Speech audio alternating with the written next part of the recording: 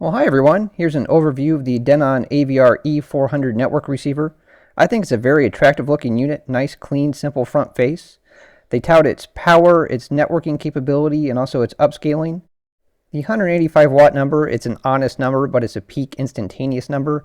Its continuous full range maximum capability is more like 90 watts, as they say in their manual. And here's a look at the front connections and buttons.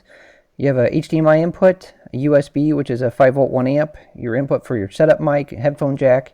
Here's buttons to select your input source, your zone controls, dimmer and status button, and also 4 quick selections for inputs. And again, just a really nice, clean look in my opinion. So to show off the backside so you can see the different connections that it has, it's focused primarily on HDMI. It has 5 on the backside. Remember, it has 1 on the front. Those are inputs. It has 1 output to go to your TV or monitor. It has some legacy connections. It has the digital coax and also optical inputs here, 1 of each. It has 2 component video inputs, 1 composite video input. It has 4 left-right analog inputs. In terms of outputs, the only output that it has is that HDMI output. It doesn't have any analog video outputs or analog audio outputs, except for a subwoofer output right here. It doesn't have any other preamp outputs.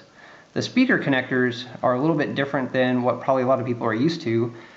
Some things in the past have had these, but these are the first I've seen on Denon. Instead of the screw type connectors, these are push connectors. So you can see here that when you push it, exposes the hole, you slip your wire in, and then you let go and it'll clamp it inside of there.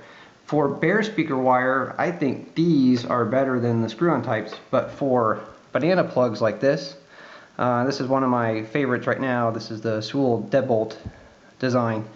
They do work for these. I didn't think I would like it, but they turn out to be okay, except for one connection right here, which I'll show you, which is a little problematic. So if you look at this one, this will work fine. You slide it in, you have some good room here for your cable to come out and not interfere with any pieces there. Slide it out here. But this one, right here, and CNET notes it on their review of this unit as well. This, you'll see here, I can't fit it in. It interferes with it. And this is pretty thick for a base, so they make ones that are thinner. But any ones that are about this length, when they come out, you'll be able to see it here. This is right where your wire is going to be trying to come out. So this is just a unfortunate design oversight, in my opinion, for banana plugs on this unit, because this connector right here really doesn't support it, unless you have a shorter plug, or you want to go to bare wire on just that one speaker wire right there. And speaking of speaker wire, Denon included a really nice set of speaker wire labels. This was a nice thing for me. I've been using cut-up Post-it notes and tape for years, and this makes it look much nicer. Here's a look at the on-screen setup system. This video is not going to do it justice. Denon did a very nice job with the graphics. Steps you through it, tells you to plug in the microphone, turn your subwoofer on if you have one, and then it'll start running through the test. So here you can hear the test tones it's going to put out. And then it's going to move from, left to center and then so forth.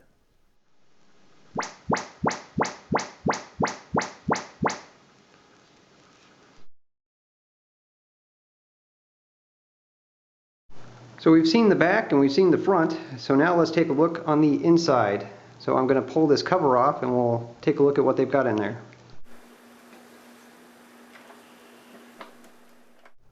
I wanted to show you the inside, but I don't recommend that you take the cover off. It might violate your warranty. If you decide to do it though, just note that there's some tape on the inside of the lid that connects it to the front cover that you're going to have to remove in order to get it off. So just taking a look around at the inside, you can see the electronics, the heat sinks there. Here's the power transformer. Next to it are the 2 power supply capacitors. You can't see very well in the video, but here's a picture. See, they're 10,000 microfarad 71 volt caps. That's not bad for a receiver. Stepping around, here's the heat sink. You have the higher power parts that are directly coupled to it. You see here in the picture. These are stamped aluminum, I believe, fins. That's pretty common for receivers in this price class. They work fairly well. Here are the 7 power channels, or amps. They appear to be all identical to each other. Here's a close-up of 2 of them. just stepping around. And I'm not going to pretend that I know what all this is, just showing it off to you all. Here's the HDMI connectors, circuit board with that, the power cord coming in. Here's the front panel circuit board, runs the display. Also the volume control here you'll see on the back side.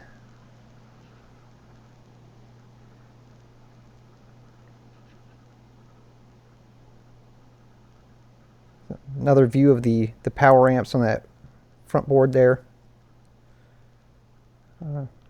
That's about it.